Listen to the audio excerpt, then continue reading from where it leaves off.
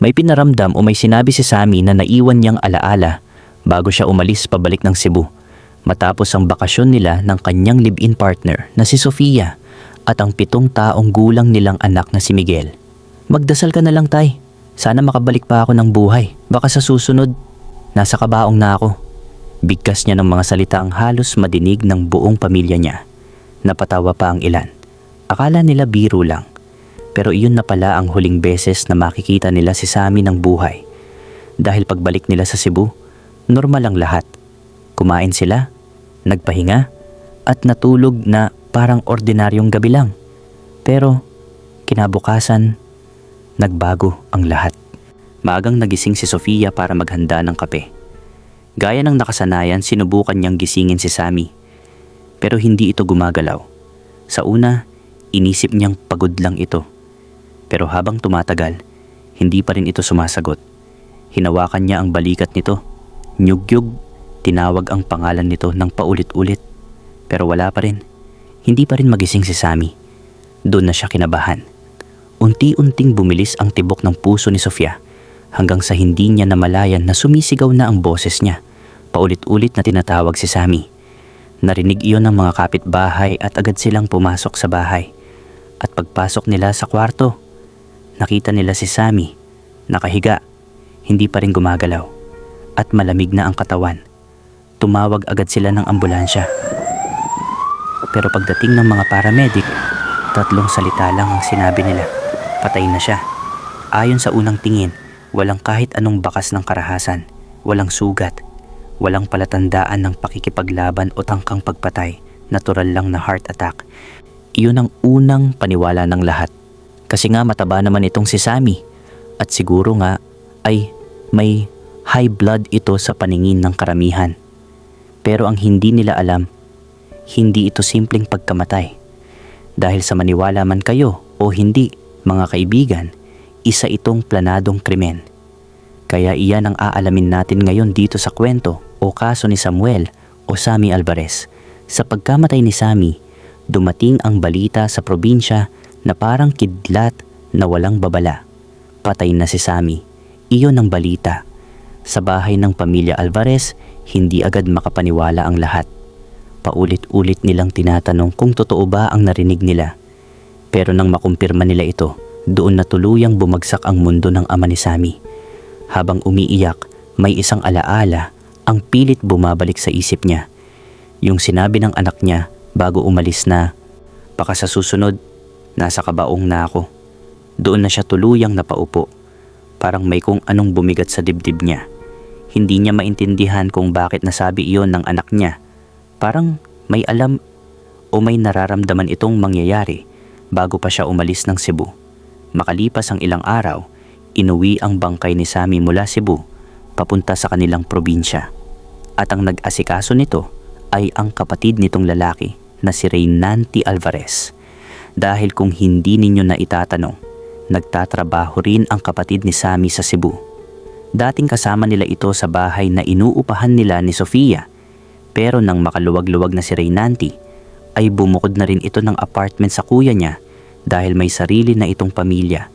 Sa bandang Luzon ang probinsya ng magkapatid. Kaya pagdating pa lang ng kabaong kung saan nakalagay si Sammy, kasama ni Reynanty pati na rin ang naiwang partner at anak ni Sammy na umuwi, ay halos buong barangay ang sumalubong dito at nagpunta. Hindi lang dahil kilala siya, kundi dahil mabuting tao si Sammy, tahimik, walang kaaway, laging tumutulong. Kaya ang tanong ng lahat, paano nangyarin to? Pero wala namang makasagot. Dahil kung tunay nga na atake sa puso ang pagkamatay niya, ay Diyos na lang ang nakakaalam kung bakit siya binawian ng buhay. Sa gitna ng lamay, kapansin-pansin ang pag-iyak ni Sofia. Halos hindi ito mapakali. Araw at gabi, umiiyak, yakap ang kabaong, paulit-ulit na sinasabi, "Hindi ko kaya, hindi ko kaya." Sa mata ng lahat, isa siyang babaeng nawalan ng mahal sa buhay. Isang partner na naiwang mag-isa kasama ang anak nila. At syempre, walang kahit na sinong magduda sa ganoong kalagayan ni Sofia. At matapos ang ilang araw ng lamay, inilibing si Sammy sa likod ng bahay nila, sa mismong lugar kung saan siya lumaki. Baka magtaka kayo mga kaibigan kung bakit sa likod bahay nila ito inilibing. Iba kasi ang tradisyon nila, Sami, sa nakagisnan natin, kaya iba ang paniniwala nila. Hindi ko na lang sasabihin kung anong tribo pinanggalingan nila para wala tayong ma-offend sa kwento na ito. Tahimik ang paligid habang ibinababa ang kabaong. Walang ingay, kundi puro hikbi at pagdadalamhati. At habang tinatabunan ng lupa ang kabaong, akala ng lahat ay doon na nagtapos ang kwento ng buhay ni Sami Alvarez. Isang simpleng pagkamatay, isang pamilyang naulila. Pero dito pa lang pala magsisimula ang lahat. Dahil ang lalaking inilibing nila ay hindi namatay sa sakit. At ang babaeng umiiyak sa harap ng lahat. May tinatagong lihim na unti-unti pa lamang mabubunyag. Ngayon, dito na mas nagiging interesante ang lahat mga kaibigan. Dahil lumipas ang mga buwan matapos ilibing si Sami, hindi pa rin tuluyang nawawala ang sakit ng nangyari sa pamilya. Biglaan kasi ang pagkawala ng breadwinner ng pamilya. Sa Cebu naman, nagpatuloy si Sofia sa araw-araw niyang buhay. Pumapasok sa trabaho, inaalagaan si Miguel, at tuwing Sabado ay tumatawag sa pamilya ni Sami sa probinsya. Sa bawat tawag, pareho lang ang maririnig, iyak, pangungulila, at paulit-ulit na alaala ng lalaking bigla na lang nawala. Hanggang sa isang araw, may tumawag sa pamilya mismo ng yumaong si Sami. Tinawagan ng ama niya ng mga awtoridad. Sa una, akala niya routine lang, baka tungkol sa papeles o kung anumang natitirang proseso. Pero sa mga sumunod na segundo, nagbago ang lahat. Dahil ito mismo ang sinabi ng tumawag, hindi po heart attack ang ikinamatay ng anak ninyo. Natigilan ng ama ni Sami.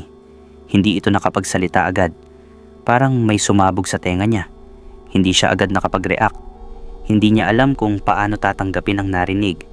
Kasi nga, ang anak niyang akala nila ay kinuha ng sakit ay may iba palang dahilan ng pagkamatay at hindi rin aksidente.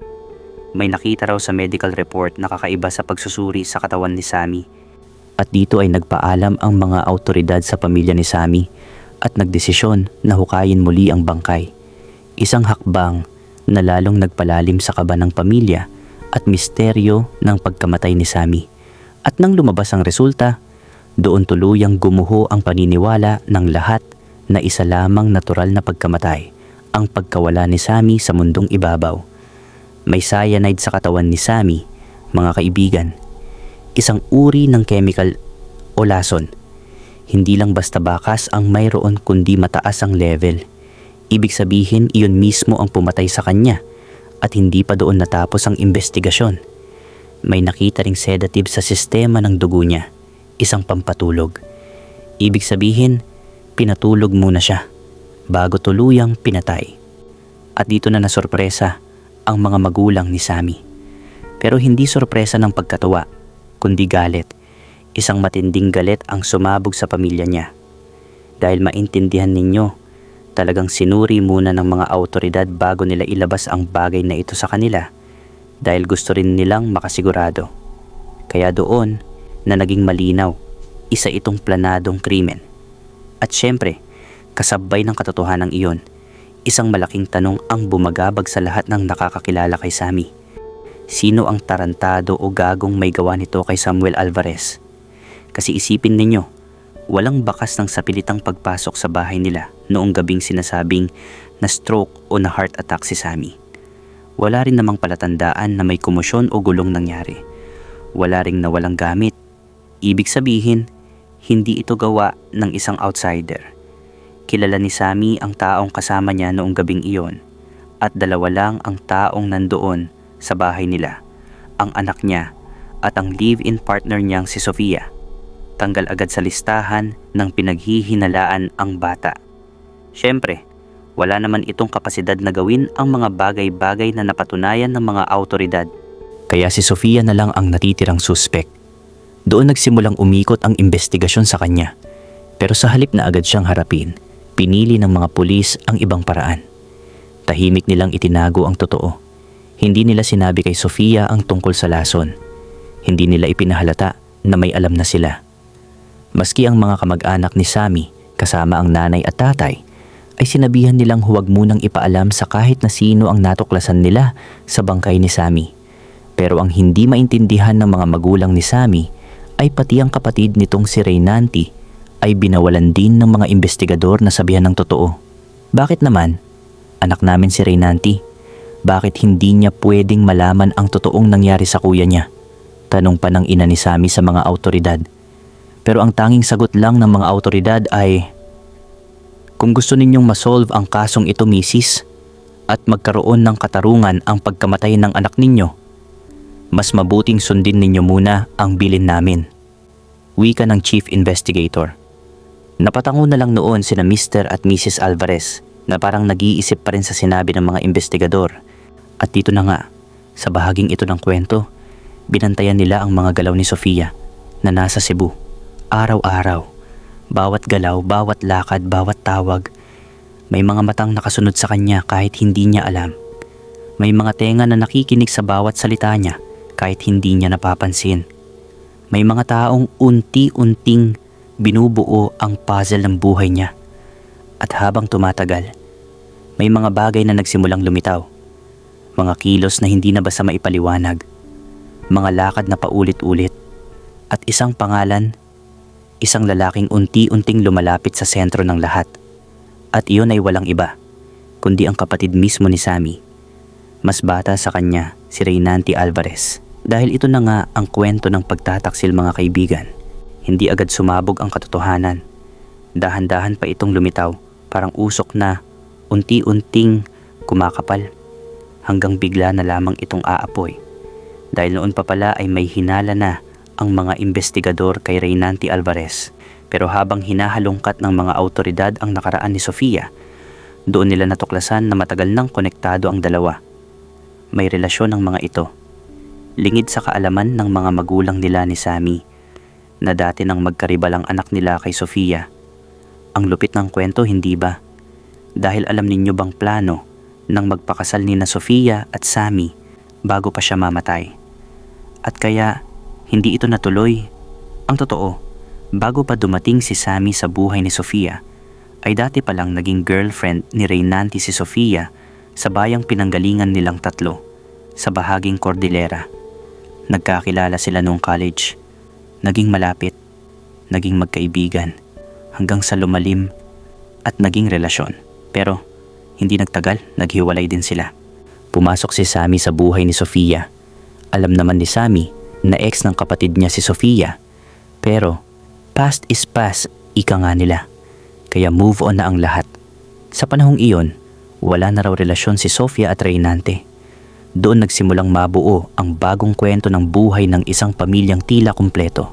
Dahil nabuntis na noon ni Sammy si Sofia, minabuti niyang dalhin ito sa Cebu, kung saan nakabase ang kumpanyang pinagtatrabahuhan niya. Noong una, walang kaide-ideya si Sammy na nagkabalikan at may relasyon na ulit ang kapatid niya at si Sofia. Walang kaalam-alam si Sammy na kulang na lang ng inodoro ang ulo niya dahil puro tae na siya sa ulo. Hanggang sa humiling si Reynanti sa kanya na kung may bakante sa kumpanya nila ay baka pwede siyang kunin. At dahil gusto ring matulungan ni Sammy ang kapatid na makapagtrabaho, ginawa niya iyon.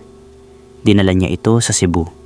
Hindi niya alam na pinapasok na pala niya sa buhay niya ang sariling magiging kapahamakan, kasama ang kasabwat na si Sofia. Dahil dito, nanatiling bahagi ng buhay ni Sofia si Reynanti, kasama ang binuong pamilya nila ni Sammy. At kung naaalala ninyo sa kwento kanina, sinabi ko na nagsarili ng apartment si Reynanti at lumayo sa mag-asawa. Pero hindi pala iyon dahil gusto niyang magsarili, kundi dahil nahuli ni Sammy ang dalawa na nagtatalik sa kama sa apartment nila mismo. At ang mas masakit, si Sofia pa ang aktibong nakapatong kay Reynanti nang mahuli sila. Si Sofia ang kumakabayo sa talong ni Reynanti. Dahil doon, napaalis si Reynanti sa bahay ng kuya niya sa Cebu. Pero martir si Sammy. Pinatawad niya. Kinalimutan niya. Hindi niya alam na totoo ang kasabihang, "Too much love will kill you." Dahil nagpatuloy pa rin ang pagkikita ni na Reynanti at Sofia. Mga lihim na tawag, mga mensaheng walang nakakaalam. Mga pagkakataong palihim silang nagkikita. Habang lumilipas ang panahon, lumalim ulit ang relasyon nila. At kahit may anak na si Sofia at kasama na si Sammy sa iisang bahay, hindi pa rin natapos ang koneksyon nila ni Reynante. Sa mga tala na nakuha ng mga awtoridad, mga tawag, mensahe at galaw ng pera, lumabas na madalas magkausap ang dalawa. May mga araw na halos hindi sila tumitigil sa komunikasyon. At mas lalo pang naging malinaw ang lahat ng matuklasan na pagkatapos mamatay si Sammy, ay tuluyan na pala silang nagsama ni Reynante. Sa mga naitalang usapan nila, may mga salitang paulit-ulit lumalabas. Pagod na ako, hirap na ako dito. Gusto ko nang magbagong buhay tayo. Sabi ni Sofia, hanggang kailan tayo magtatago? Hindi na pwedeng ganito habang buhay. Dagdag pa niya, sa mga usapan na iyon, doon pala nila inumpisahan ang plano para kay Samuel Alvarez. At ito nga ang buong pangyayari. Ayon sa reenactment ng mga investigador matapos nilang makuha ang panig ni Sofia. Isang gabi, tahimik ang bahay. Pagod si Sammy galing trabaho, tulad ng karaniwan niyang routine. Pagpasok niya, normal lang ang lahat. Walang kakaiba, walang tensyon sa pagitan nila ni Sofia. Walang kahit anong senyales na may mangyayaring masama. Nandoon si Sofia, tahimik, parang isang ordinaryong gabi lang. Iyon ang akala ni Sammy.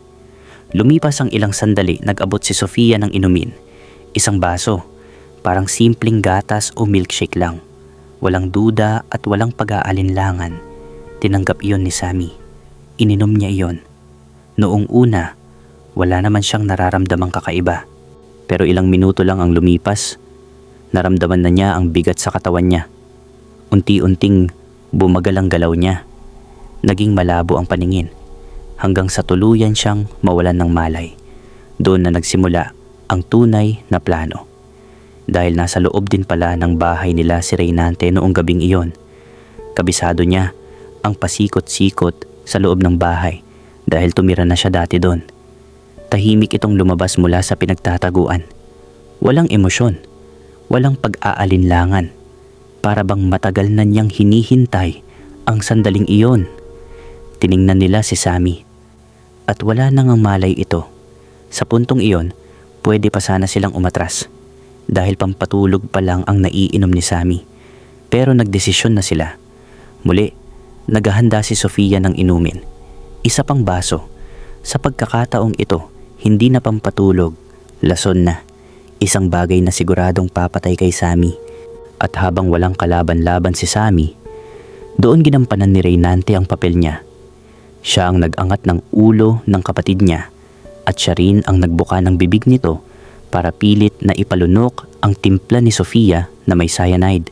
Tahimik nilang ginawa ito. Mabilis. Ilang sandali lang, nagsimulang mag-react ang katawan ni Sammy.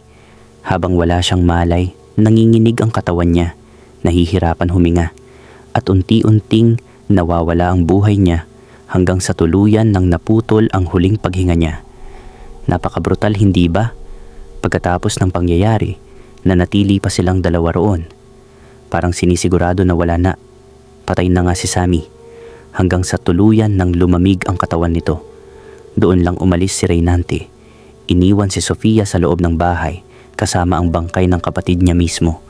At kinabukasan, doon nagsimula ang drama na palabas ni Sofia, isang babaeng tila nawalan ng minamahal na partner, at lahat ng tao naniwala. At si Reynante naman, siya pa nga ang nagdala ng kabaong, siya pa ang nag-uwi sa kapatid niya sa kanilang probinsya. Kaya kung tutuusin, napakalinis ng plano nila.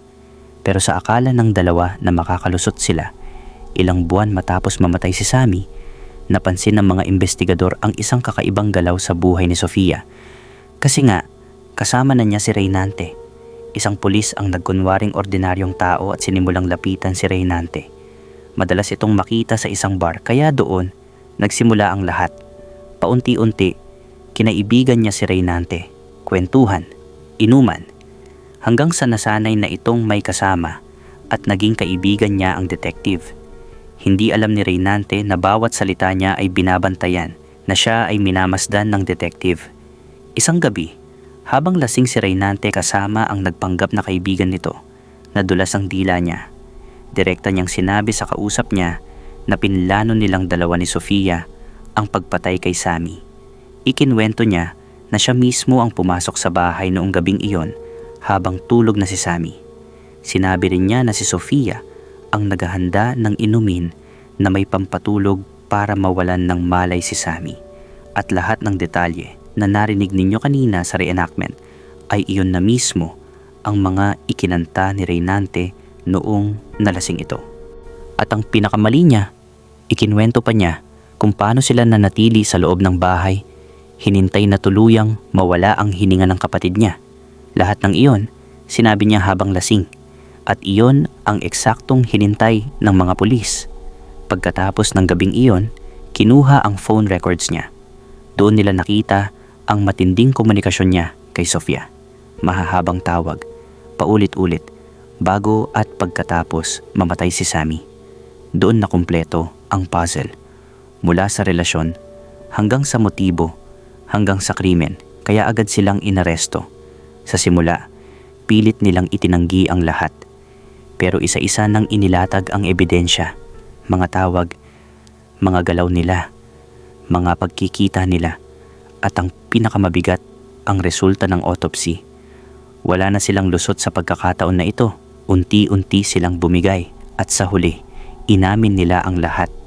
Kung paano nila pinlano, kung paano nila isinagawa, kung paano nila pinatay si Sammy sa loob mismo ng bahay niya. At dito ay dumating na ang ama at ina ni Sammy at ni Reynante sa Cebu.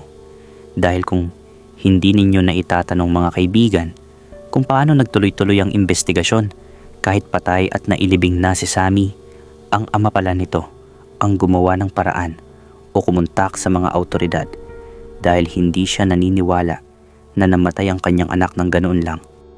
At ang pinanghawakan niyang salita ni Samuel ay iyon, baka sa susunod na pag-uwi nito ay nasa kabaong na siya. Halos manlumo noon ang pamilya ni Sammy.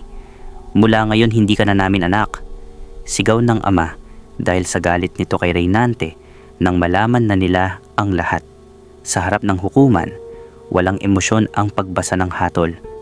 Si Reynante, nahatulan ng murder sa ilalim ng Article 248 at pinatawan ng reclusion perpetua na katumbas ng 20 taon hanggang 40 taon na pagkakakulong. Si Sofia, nahatulan din ng murder sa ilalim ng Article 248 at pinatawan ng reclusion perpetua o 20 taon hanggang 40 taon na pagkakakulong. Doon na bumagsak si Sofia. Umiyak, nakiusap. Sinabi niyang may anak siya na kailangan siya nito. Pero malinaw ang sagot ng hukom, mas makakabuti sa bata na wala siya. Ibinigay ang kustodiya sa pamilya ni Sammy at doon tuluyang natapos ang lahat. Sa isang pamilyang nasira, dahil sa kipay ng isang babae ay may lalaking nawalan ng buhay. Dahil sa 2 taong handang pumatay para sa sarili nilang kagustuhan at kaligayahan. Kaya ang sobrang pagmamahal ay nakamamatay.